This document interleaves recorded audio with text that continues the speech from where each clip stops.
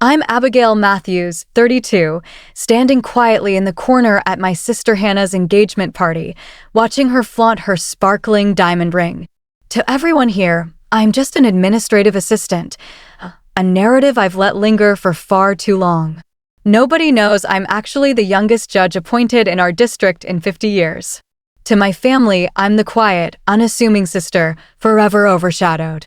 Hannah, as usual, never misses a chance to remind everyone of that. Just moments ago, she mocked my so-called career in front of her fiancé, Nathan, a prominent attorney who, unbeknownst to her, I've already met in my courtroom. The silence that followed my one-word response changed everything. Before I share what happened next, I'd love to hear where you're watching from. Drop a comment below, and if you've ever had a family member who constantly puts you down, hit that subscribe button. The revelation that unfolded that night? It shifted everything. Growing up with Hannah was like living in a perpetual shadow. 5 years my senior, she was always the star of the Matthews family, commanding the spotlight with her loud, confident charm. From an early age, I learned the unspoken rule in our household. Hannah's achievements were celebrated with fanfare, while mine were met with polite nods, if they were noticed at all. Hannah got the lead in the school play. My mother would proclaim to anyone who'd listen, her voice brimming with pride. Hannah's been accepted to 3 colleges with scholarships. My father would beam, his chest puffed out. Don't get me wrong, I love my parents, Robert and Elizabeth Matthews. They're good people who gave us a comfortable, upper-middle-class life in suburban Boston, complete with a charming colonial home and annual family vacations. But they never quite mastered the art of celebrating both daughters equally.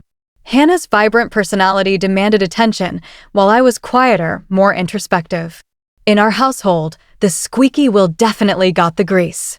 I still remember bringing home straight A's in middle school, clutching my report card, my heart swelling with excitement to show my parents.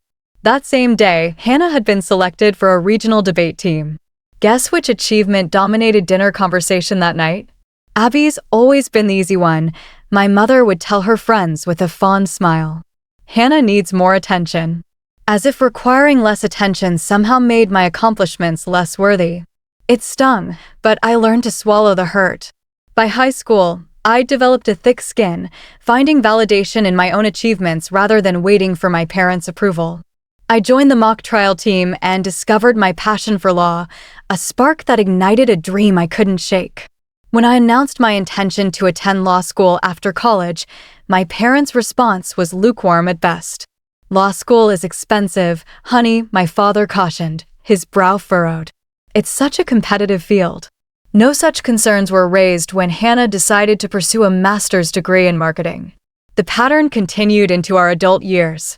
Hannah would share embellished stories of her professional successes at family gatherings, her voice loud and animated, while I stayed quiet about mine. It wasn't that I wasn't proud of my work, I was. But years of having my achievements minimized had taught me it was easier to fly under the radar. The administrative assistant misunderstanding began 3 years ago. I had just passed the bar and was working as a clerk for Judge Thompson, gaining invaluable experience before applying for a position with the district attorney's office. At a family Thanksgiving, when asked about my job, I mentioned I was assisting Judge Thompson. Before I could clarify, my Aunt Sandra assumed I meant as an administrative assistant. Hannah jumped in, her tone dripping with condescension. "That's right, Abby's answering phones and making coffee for some judge," she said with a smile that didn't reach her eyes. But we all have to start somewhere, right? The dismissive comment cut deep, but something stopped me from correcting her. Maybe it was exhaustion from years of being diminished, or maybe a petty part of me wanted to see how long it would take for anyone to actually ask about my career directly. So I said nothing, and the misunderstanding became accepted as fact. What my family didn't know was that I had soared beyond anyone's expectations. After my clerkship, I spent 5 years as a prosecutor, earning a near-perfect conviction rate that turned heads in the legal community. My reputation for being fair yet tough won me respect from colleagues and adversaries alike. When Judge Thompson retired, he personally recommended me as his replacement. At 30, I became the youngest judge appointed to the Northern District Court in 5 decades, a milestone reported in legal journals but never mentioned at family gatherings. For 2 years, I kept my position a secret, telling myself it didn't matter what my family thought. But deep down, the little girl who craved her parents' approval still lingered, yearning for recognition that never came. Sometimes I imagined revealing the truth at a family dinner, picturing their shocked faces as I dropped the bombshell. But I never did until Hannah's engagement party changed everything. Hannah's engagement party was exactly as I'd expected, extravagant, meticulously planned, and designed to showcase her picture-perfect life. My parents had transformed their colonial home into a Pinterest-worthy venue, complete with twinkling fairy lights, lush floral arrangements, and professional catering. A large banner reading "Congratulations, Hannah and Nathan" hung proudly over the entrance to the backyard, swaying gently in the evening breeze. I arrived early to help my mother with final preparations, partly out of obligation and partly to avoid Hannah's grand entrance. "Oh, Abby, you're here," my mother said, barely glancing up as she adjusted a flower arrangement. "Can you help set up the drink station?" Hannah wants everything perfect when Nathan's parents arrive. My father was busily hanging additional string lights in the oak trees, balancing precariously on a ladder. "Hannah thinks it'll look more magical when the sun sets," he explained, his voice warm with affection for her vision. I nodded, setting up crystal glasses and arranging bottles of champagne with care. This was typical. Hannah controlled every detail, even at events celebrating her. As guests began to arrive, I retreated to a quiet corner near the garden, nursing a glass of champagne and observing the growing crowd. Relatives I hadn't seen in months greeted me with the usual questions. "Still working as a secretary, Abby?" Uncle Frank asked, patting my shoulder with a kind but misguided smile. "Nothing wrong with honest work." "Admin assistant," I corrected automatically, the lie now second nature. Aunt Patricia squeezed my arm sympathetically. "Don't worry, dear. Not everyone can have Hannah's drive. You'll find your path eventually." I was 32, with a career most people would envy, yet family gatherings always made me feel like an underachieving teenager. At precisely 6 p.m., a sleek black BMW pulled into the driveway. Hannah had arrived with her fiancé, Nathan Carter. I'd never met Nathan, but I knew of him, a well-respected defense attorney who had argued several cases in my courtroom. I always conducted court in a full robe, my hair pulled back severely, so I doubted he'd recognize me now, standing in a cocktail dress with my hair loose and flowing. Hannah made her entrance like a queen holding court, stunning in an expensive designer dress, her diamond engagement ring catching the light with every dramatic wave of her hand. Nathan walked beside her, tall and handsome in a tailored suit, smiling politely as Hannah introduced him to the crowd. He seemed pleasant, if somewhat reserved compared to my sister's exuberance. "Mom, Dad," Hannah exclaimed, embracing our parents with theatrical flair. "Everything looks amazing, though I think those flowers should be moved to the center table." Without waiting for a response, she turned to the gathering crowd. "Everyone, this is my fiancé, Nathan Carter, youngest partner at Harding, Powell, and Williams." Nathan looked slightly embarrassed by the introduction. "It's wonderful to meet Hannah's family," he said warmly. "She talks about you all constantly." Hannah continued parading Nathan around, highlighting his credentials to anyone who would listen. "Nathan just won a massive case against Bradford Pharmaceuticals," she told our grandparents, her voice brimming with pride. "The partners are talking about naming him to the executive committee." I sipped my champagne, content to observe from the periphery. My cousin Jessica, the only family member who knew the truth about my career, sidled up beside me. We'd been close since childhood, and she'd attended my swearing-in ceremony. "How's her honor this evening?" she whispered with a grin. I smiled gratefully. "Just enjoying the show." "How long before Hannah mentions Nathan's Harvard law degree?" "She already did 3 times, Jessica replied, clinking her glass against mine. "You know, you could end this charade anytime and steal Hannah's thunder at her own engagement party." I shook my head. "I'm not that cruel." "It's not about cruelty, Abby," Jessica said softly. "It's about honesty and self-respect." Before I could respond, Hannah spotted us and sailed over, Nathan in tow. "Jessica, have you met Nathan?" she asked, not waiting for an answer. "And of course, you remember my little sister, Abby." Nathan extended his hand with a genuine smile. "Hannah's told me about you. It's nice to finally meet." As we shook hands, I caught a flicker of something in his eyes, a slight narrowing, a moment of uncertainty. Did he recognize me?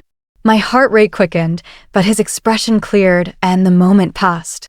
"Abby works as an admin for some law office downtown," Hannah added dismissively.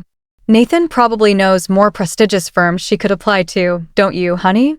"I'm sure Abby is quite capable of managing her own career," Nathan replied, giving me an apologetic glance. Throughout the evening, Hannah continued making similar comments, each one a subtle jab designed to reinforce the hierarchy she needed to maintain.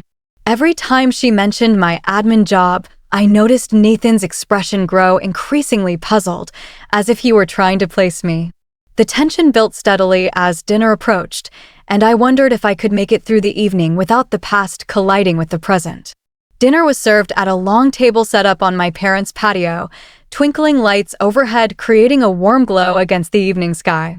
I was seated between my elderly grandmother and a distant cousin, while Hannah and Nathan occupied the places of honor at the center, beside our parents. The catered meal was exquisite, Hannah had made sure of that, and conversation flowed, lubricated by expensive wine. I was almost starting to relax when my father stood to make a toast. "To Hannah and Nathan," he said, raising his glass. "Hannah, you've always reached for the stars, and now you've found someone equally ambitious to share your life with. We couldn't be prouder." Hannah beamed, basking in the approval I'd rarely experienced.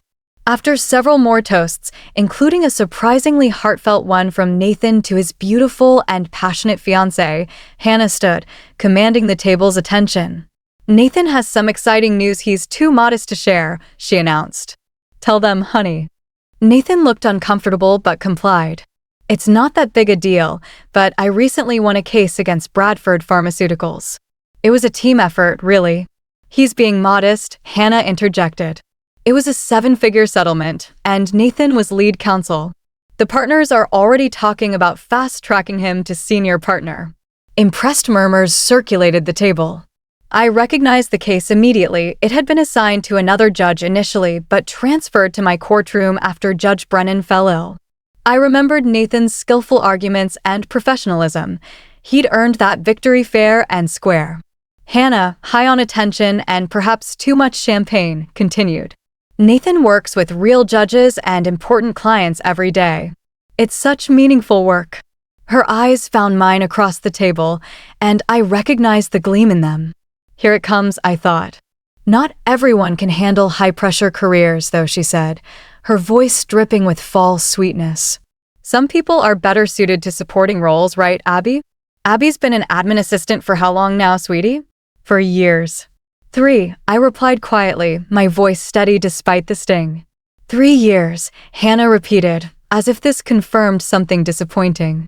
"Nathan, did you know my sister works at a law office? Maybe you've crossed paths." Nathan looked at me with curiosity. "Which firm are you with, Abby?"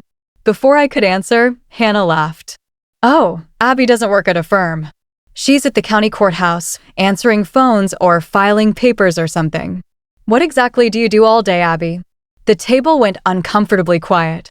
My mother looked down at her plate, while my father became suddenly interested in refilling his wine glass. "Administrative support," I said evenly, the familiar lay bitter on my tongue. Hannah smiled triumphantly. "See? Some of us were meant for greatness, others for making coffee. But we need both types in this world, don't we?" A few relatives chuckled awkwardly. Uncle Frank gave me a sympathetic glance, and my grandmother patted my hand under the table.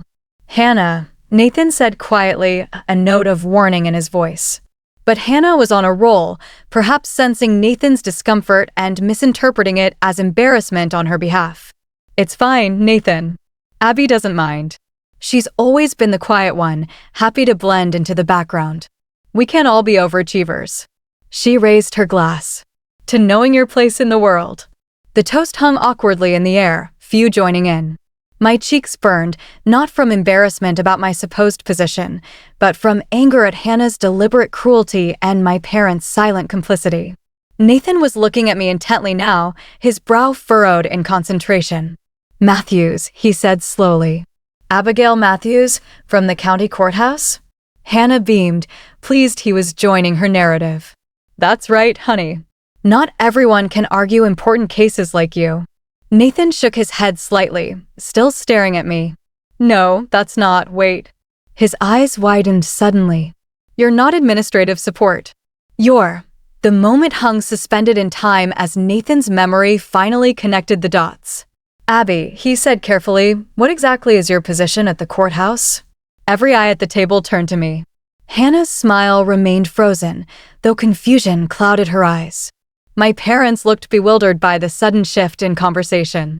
For 3 years, I'd maintained this charade, swallowing my pride and letting my sister's dismissive comments slide. In that moment, looking at Hannah's smug expression, something inside me broke free.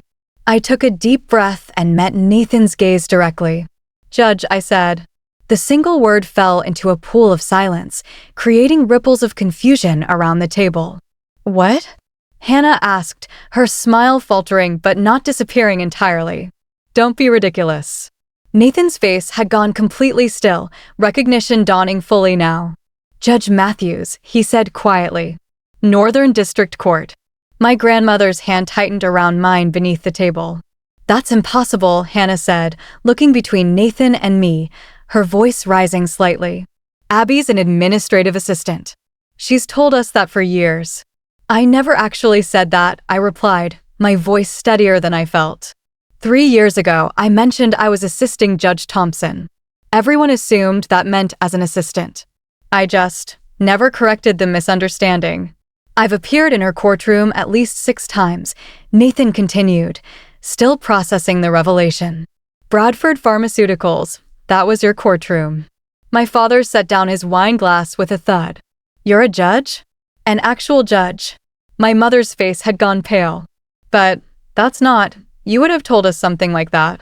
Around the table, relatives exchanged shocked glances, whispering behind their hands, reassessing every interaction they'd ever had with me. "The youngest judge appointed to the district in 50 years, Nathan added, a note of respect in his voice. I remember when the announcement was made. I just never connected that Judge Matthews was Hannah's sister.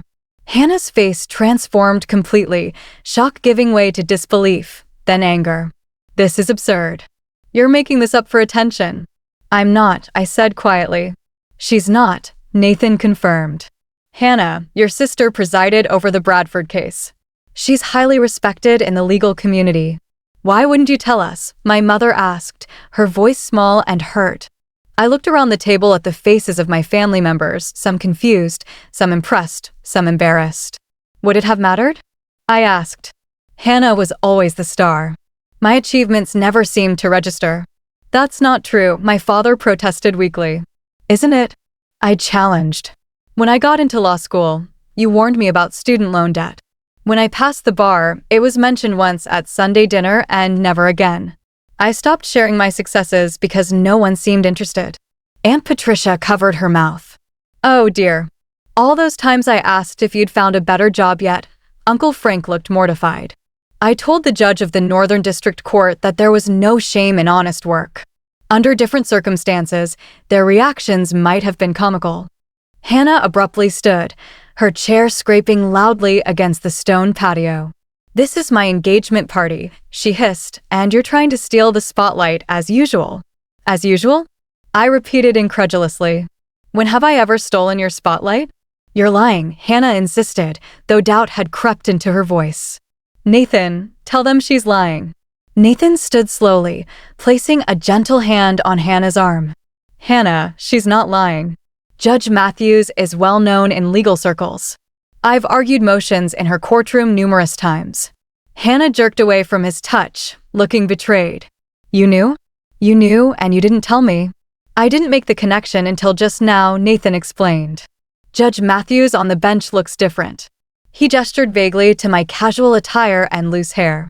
"Black robe, hair back," I supplied. "Different context." My mother had started crying quietly, my father patting her hand mechanically while staring at me as if seeing a stranger. Cousin Jessica, who had been watching the scene unfold with poorly concealed satisfaction, finally spoke up. I went to her swearing-in ceremony. It was in all the legal journals, youngest judge appointed to the Northern District in 5 decades. It was a big deal. "And none of you thought to mention this to us?" my father asked, looking around accusingly. "She asked me not to," Jessica replied simply. Hannah was still standing, her face flushed with emotion. "This is just perfect. Even at my engagement party, you found a way to make it about you." "Hannah," Nathan said quietly, "that's not fair." "Fair?" She laughed bitterly. "What's not fair is discovering my fiancé apparently knows my sister better than I do. What's not fair is having my special night ruined by some twisted revelation." With that, she threw her napkin on the table and stormed into the house. After an awkward moment, Nathan murmured an apology and followed her. The remaining guests sat in uncomfortable silence. My grandmother squeezed my hand again and whispered, "I always knew you were destined for greatness, dear." My parents looked shell-shocked, my mother's makeup streaked with tears. "Why wouldn't you tell us something so important?" she asked again. Before I could answer, Uncle Frank cleared his throat. "I think that's fairly obvious, Elizabeth. You and Robert never paid much attention to Abby's accomplishments." "That's not true," my father protested, but his voice lacked conviction. The party effectively ended after that. Relatives made awkward excuses to leave, many stopping to congratulate me with a mixture of embarrassment and newfound respect. My parents remained at the table, looking dazed and uncertain as the guests trickled away. Nathan returned to the patio alone. "Hannah's upset," he said unnecessarily.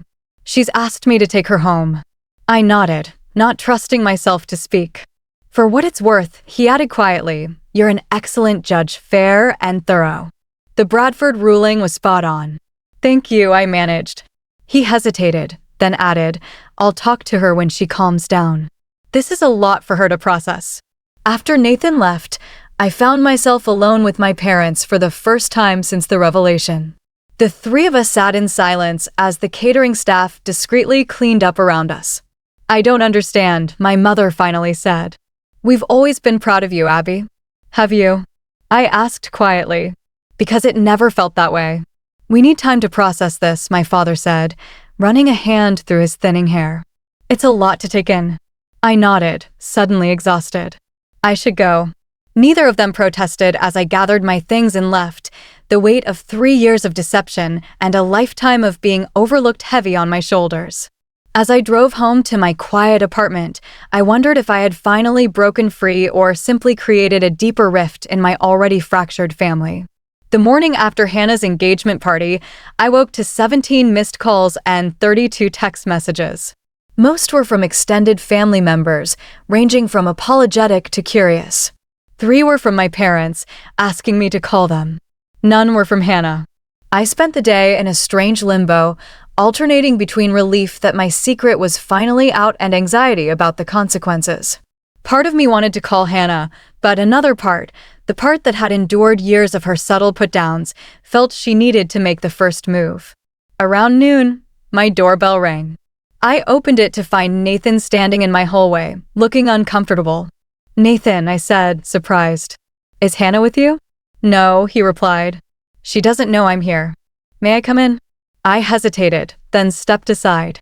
My apartment was modestly furnished, but comfortable, with law books neatly arranged on bookshelves and a few landscape paintings brightening the walls. "Nice place," Nathan commented, glancing around. "Thank you. Would you like some coffee?" He nodded, and I busied myself in the kitchen, grateful for the momentary distraction. When I returned with 2 mugs, Nathan was examining my law school diploma hanging on the wall. "Columbia," he noted. "Impressive." "Hannah went to NYU," I said automatically, then caught myself. The habit of deflecting praise by redirecting to Hannah was deeply ingrained. Nathan took the coffee with a grateful nod. "About last night," he began, "I wanted to apologize." "You have nothing to apologize for." "I feel like I do. I should have recognized you sooner." I shrugged. On the bench, I looked different, more severe. It's not just that, he said, sipping his coffee. Hannah had described you so differently that I never made the connection. She talked about her little sister who couldn't find her place, who needed protecting, not exactly how I'd describe Judge Matthews. I laughed humorlessly. Hannah has always needed to see me as less successful than her. It's how she defines herself in comparison to others. Nathan nodded slowly. I'm starting to realize that. He paused. She was up all night, alternating between crying and raging about how you humiliated her. I never intended to humiliate her, I said quietly. I just couldn't take it anymore. I know, he said. For what it's worth, I think you showed remarkable restraint. Most people wouldn't have kept quiet about such an achievement for so long. We sat in silence for a moment before he continued. There's something else you should know. Hannah hasn't been entirely truthful about her own career. My eyebrows rose. What do you mean? She's not a marketing executive, at least not in the way she's described. She works in marketing, but she's a mid-level account manager, not a director. She hasn't led any major campaigns. The promotion she told everyone about at Christmas? It never happened. The revelation stunned me. Hannah had always seemed so confident about her accomplishments, so quick to share her successes. Why would she lie about that? I asked, though I already suspected the answer. I think she feels tremendous pressure to be exceptional, Nathan said carefully. She talks about your parents' expectations, about needing to be the successful daughter. Our parents put that pressure on her, not me, I said, feeling a twinge of sympathy for my sister despite everything. Did they? Nathan asked gently. Or did Hannah put that pressure on herself? From what I've observed, your parents seem equally proud of both of you, or they would be if they knew the truth. His observation gave me pause. Had I misread the family dynamic all these years? Or had Hannah and I both been trapped in roles we'd created for ourselves? What happens now? I asked. Nathan sighed. I'm not sure. I care about Hannah deeply, but last night revealed some concerning aspects of our relationship that I need to think about. You're not reconsidering the engagement? I asked, alarmed. I don't know, he admitted. I love her. But the person I saw last night, the way she spoke to you, her reaction to the truth, that's not the woman I want to build a life with. She was shocked and embarrassed. I defended her, surprising myself. People say things they don't mean in those situations. Perhaps, he conceded, but it revealed a pattern I can't ignore. The competitiveness, the need to put others down to feel superior, those aren't qualities that disappear overnight. We talked for another hour about Hannah, about my career, about family dynamics. As he was leaving, Nathan turned at the door. For what it's worth, Judge Matthews, I think you're exceptional, not because of your position or achievements, but because, despite years of being overlooked, you've remained compassionate. Even now, you're defending the sister who never defended you. After he left, I sat alone in my apartment, his words echoing in my mind. The truth was, despite everything, I loved Hannah. She was my sister, and underneath her competitive nature and need for validation, I knew there was a vulnerable person who had perhaps suffered in ways I hadn't recognized. Later that afternoon, as I was reviewing case files for Monday's docket, my doorbell rang again. This time, it was Hannah. Her eyes were red-rimmed, her usually perfect hair pulled back in a messy ponytail. Without makeup and designer clothes, she looked younger, more like the sister I'd grown up with. Can I come in? She asked, her voice hoarse. I stepped aside, closing the door behind her as she entered. Nathan came to see you, she said, not a question. Yes, I replied. He told me he did. He also told me he thinks we should postpone the wedding. I winced. Hannah, I'm sorry. Are you? She asked, but without her usual bite. She sounded genuinely curious. Yes, I said firmly. I never wanted to hurt you or ruin your engagement. She moved to the window, looking out at the city below. Why didn't you tell us about being a judge? The question I'd been asked repeatedly since last night carried different weight coming from Hannah. Would it have mattered? I asked softly. She turned to face me, and I was surprised to see tears in her eyes. Of course it would have mattered. You're my sister. A sister you've spent years belittling and dismissing, I pointed out, keeping my tone gentle. She began automatically, then stopped herself. I didn't see it that way. How did you see it? She sank onto my couch, suddenly looking exhausted. I don't know. I always felt like I had to be exceptional. Like anything less would be failing. Mom and Dad never put that pressure on us, I said, echoing Nathan's earlier observation. Didn't they? Hannah asked. Maybe not directly, but it was always there. The expectations, the subtle disappointment when we didn't measure up. I sat beside her, maintaining a careful distance. I think we interpreted things very differently. Maybe, she conceded. Or maybe they treated us differently. You were always the smart one, the responsible one. I was the pretty one, the social one. I felt like if I didn't excel at something, I had no value. Her words surprised me. Hannah, insecure? It seemed impossible, yet the vulnerability in her voice was unmistakable. So you lied about your job? I said gently. She flinched. Nathan told me. He had no right, she said, but there was no venom in her tone. Probably not, I agreed, but I understand why you did it. Do you? She asked bitterly. Miss Perfect Judge who never needed validation? I needed validation, I corrected her. I just stopped expecting it from family after a while. The silence between us was heavy with unspoken hurts and misunderstandings. Finally, Hannah spoke again. I'm not sure who I am if I'm not the successful one, she admitted in a small voice. If I'm not exceptional. You don't have to be exceptional to be worthy, Hannah, I said. None of us do. She laughed humorlessly. Says the youngest judge in 50 years. That's what I do, not who I am, I replied. Hannah looked at me for a long moment. When did you get so wise? Probably around the same time you started pretending to be a marketing director, I said, allowing a small smile. To my surprise, she laughed, a genuine laugh I hadn't heard from her in years. For a moment, we were just sisters again, without the competition and resentment that had defined our relationship for so long. I don't know how to fix this, she admitted. With Nathan, with you, with everyone. Maybe start with honesty, I suggested. It's worked out okay for me so far. She nodded slowly, then stood to leave. At the door, she turned back. I am proud of you, Abby. I always have been. That's part of the problem. After she left, I sat alone again, wondering if this was the beginning of healing or simply a momentary truce in a lifetime of sibling rivalry. The week following Hannah's engagement party was a period of uncomfortable transition for the entire Matthews family. My parents called daily, alternating between apologies for not recognizing my achievements and hurt questions about why I'd kept such important information from them. Extended family members sent congratulatory messages, years too late, many including awkward acknowledgments of how they'd misunderstood my career. Hannah and I maintained a cautious distance, communicating primarily through brief text messages. She was trying to salvage her relationship with Nathan, who remained troubled by the dynamics he'd witnessed at the engagement party. 10 days after the revelation, my mother called to invite me to Sunday dinner, a weekly tradition I'd been avoiding for months with work excuses.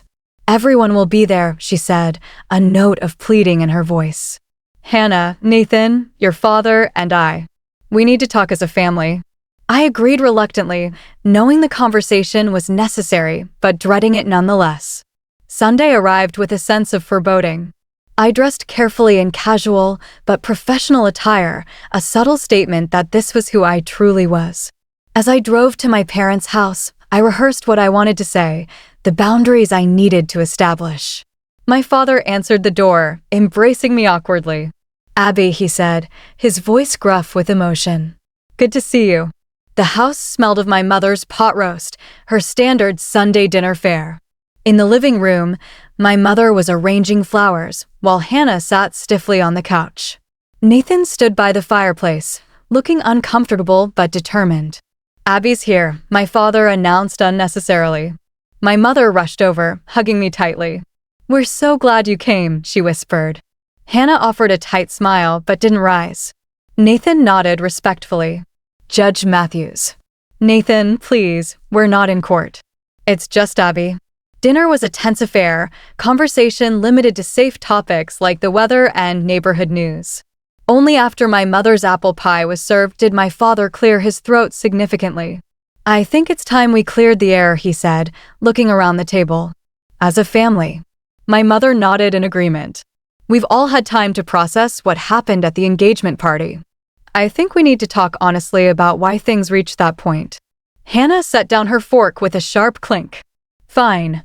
Let's talk about how Abby deliberately humiliated me at my own engagement party. Hannah, Nathan warned quietly. No, let's be honest, she continued. You let everyone believe you were some struggling admin assistant for years, then dramatically revealed you're actually a judge at my engagement party. If that wasn't calculated to steal my spotlight, I don't know what is. That's not what happened, I said evenly. I never planned to reveal anything that night. You pushed and pushed, mocking my supposed career until I couldn't take it anymore.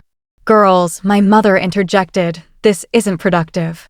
Actually, Elizabeth, my father said, surprising everyone by using my mother's first name at the dinner table. I think they need to have this out. We all do. Hannah glared at me across the table. You've always been jealous of me. I laughed incredulously. Jealous? Hannah, you're the one who spent years putting me down to make yourself feel better. Because you were always the smart one, the perfect one. Why can't you be more like Abby? Abby never gives us trouble. Abby always gets straight A's. Do you have any idea what it was like growing up in your shadow? Her words stunned me into silence. My parents looked equally shocked. We never said those things, my mother protested weakly. Maybe not in those exact words, Hannah snapped, but the message was clear. Abby was the good daughter, I was the problem. That's not true, my father insisted. We've always been proud of both of you. Really? I asked, finding my voice. Because from where I was standing, Hannah was always the star. My achievements were afterthoughts compared to hers. That's ridiculous, Hannah scoffed. They threw a party when you got into Columbia. When I got into NYU, it was just, that's nice, dear. They threw a dinner, not a party, I corrected, and only after Aunt Susan suggested it. When you got that marketing internship, Dad called everyone we knew. My parents looked back and forth between us, bewildered. We thought we were being fair, my mother said softly. Well, you weren't, Hannah and I said simultaneously, then stared at each other in surprise. Nathan, who had been silent throughout this exchange, finally spoke.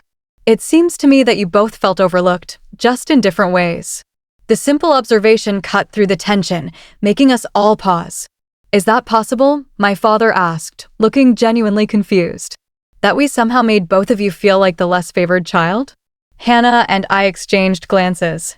For the first time, I considered the possibility that my perception of our family dynamic might not be entirely accurate, or at least, might not be the only valid perspective. I think, Nathan said carefully, that families develop patterns that aren't always visible from within. From an outsider's perspective, it seems like Hannah and Abby both created narratives about their place in the family that may not reflect reality. That's easy for you to say, Hannah retorted.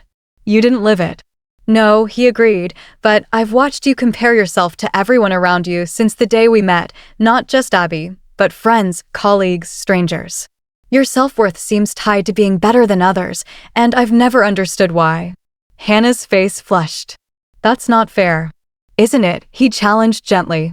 You lied about your job title, your responsibilities, even that promotion that never happened. Why, if not to seem more successful than you felt? My parents turned to Hannah in confusion. What promotion? My mother asked. Hannah's eyes filled with tears. The director position I told you about at Christmas. I didn't get it. I'm still just an account manager. My father reached for her hand. Hannah, why wouldn't you tell us that? Because I couldn't bear to disappoint you, she cried, not when Abby was so perfect. But I thought you were the favorite, I said, genuinely confused. And I thought you were, she replied, equally perplexed.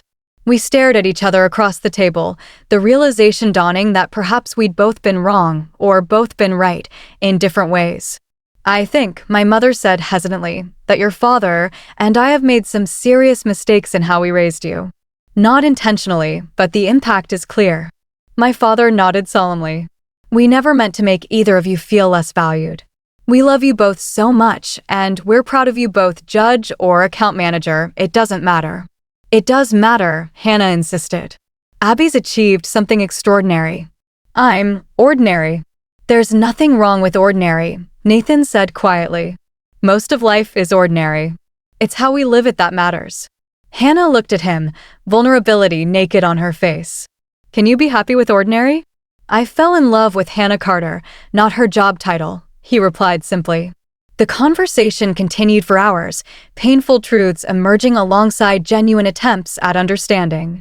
My parents acknowledged their role in creating an environment of comparison, however unintentional. Hannah admitted her insecurities and the lies they'd driven her to tell. I confessed how I'd used my secret success as a weapon of sorts, waiting for the perfect moment to reveal it.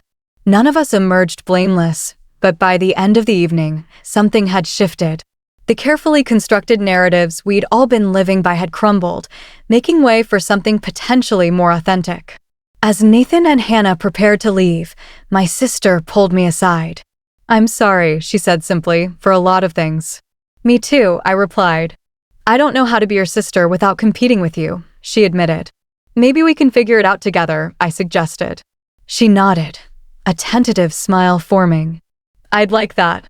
It wasn't a perfect resolution. Decades of misunderstanding couldn't be undone in a single evening, but it was a beginning. As I drove home that night, I felt lighter than I had in years, the weight of secrecy and resentment finally lifting from my shoulders. 3 months after the fateful engagement party, much had changed in the Matthews family. Hannah and Nathan had postponed their wedding, opting for a longer engagement while Hannah worked with a therapist to address her insecurities and competitive tendencies. My parents had become almost comically overcautious in how they expressed pride in either daughter, careful to maintain a visible balance. As for me, I'd stepped fully into my identity, no longer hiding my position or achievements from anyone. My courtroom had even seen a few family visitors, my father sitting proudly in the back row during a routine hearing, my mother attending the conclusion of a high-profile case that made local news. The most significant change, however, was in my relationship with Hannah. We'd begun meeting for coffee every other Sunday, awkward conversations gradually giving way to more genuine connection.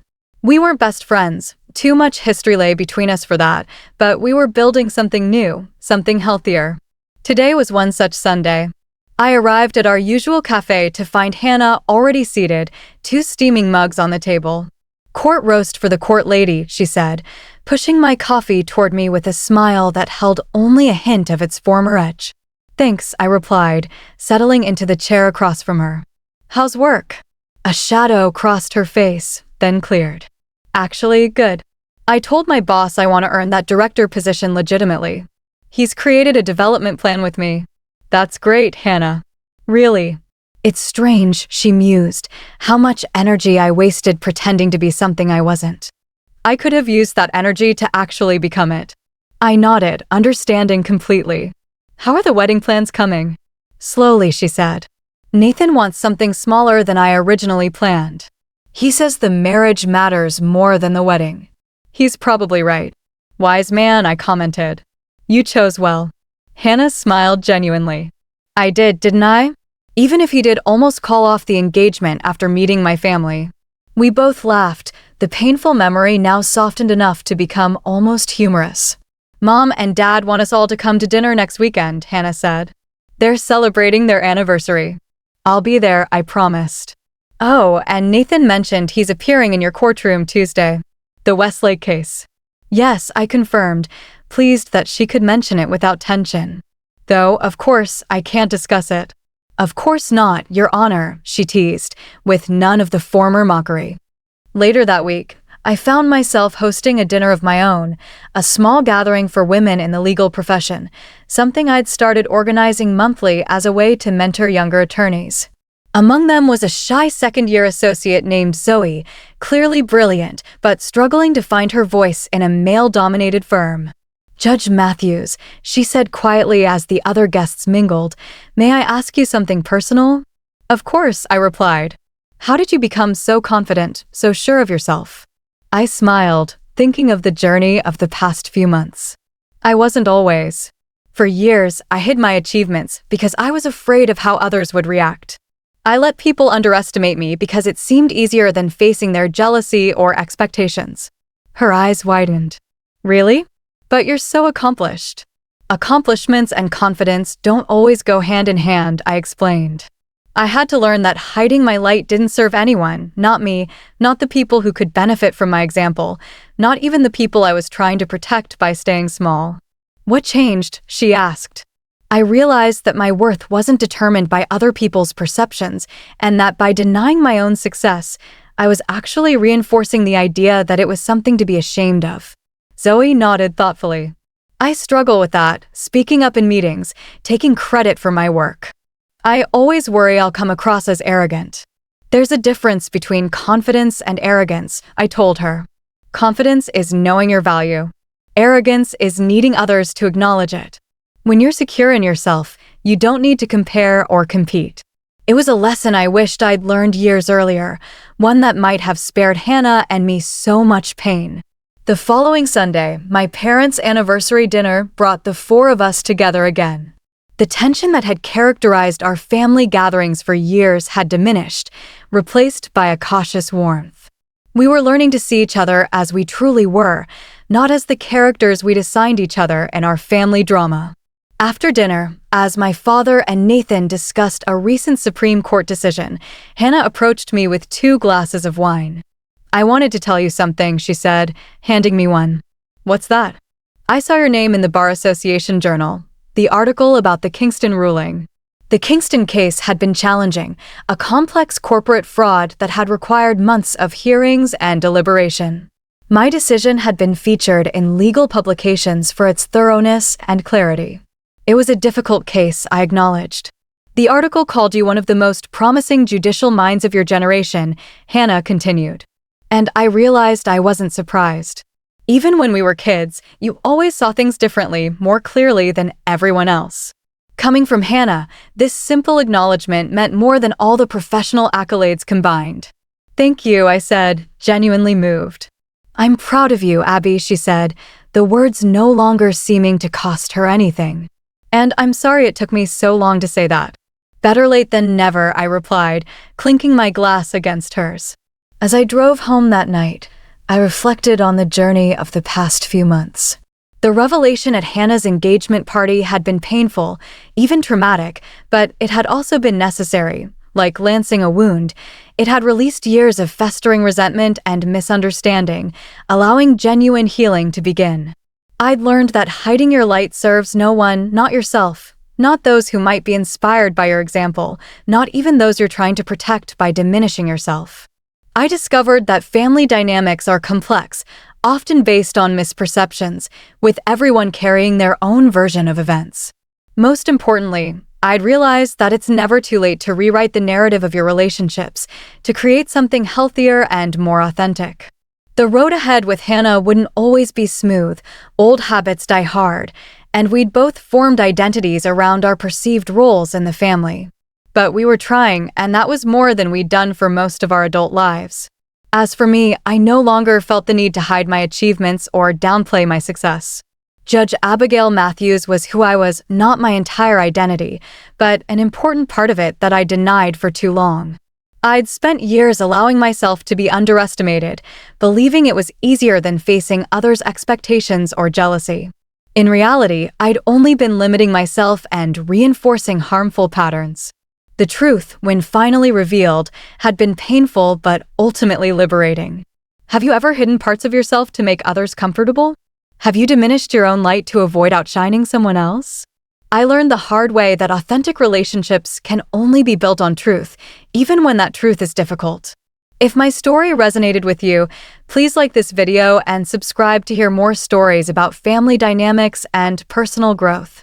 Leave a comment sharing your own experience with sibling rivalry or family misunderstandings. Your story might help someone else feel less alone. Thank you for listening, and remember, you never need to make yourself smaller for someone else's comfort.